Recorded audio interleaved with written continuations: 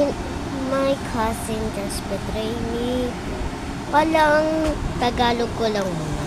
Palang kinakapatid ko na si Brayden. Eto, full story. Magkuha ka ng snacks dahil tatagalin ang video. Okay. 3, 2, 1, go.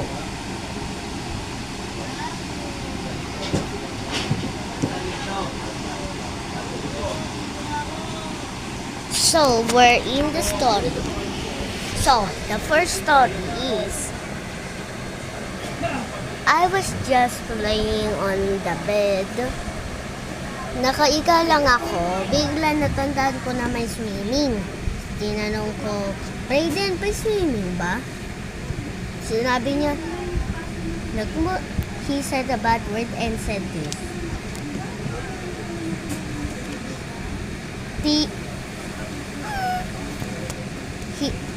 said this. He did. I don't want you to hear the bad word because that's so bad. So I'm gonna tell you not the bad word. So yung sinabihan ko na pwede ba tayo doon, mag-swimming tayo. Sinabi niya, bawal. Birthday yun. Napaniwala agad ako. Umuwi agad ako.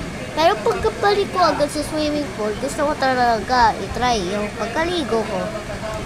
Nakita ko siya, nagsiswimming. Hindi ako kasama.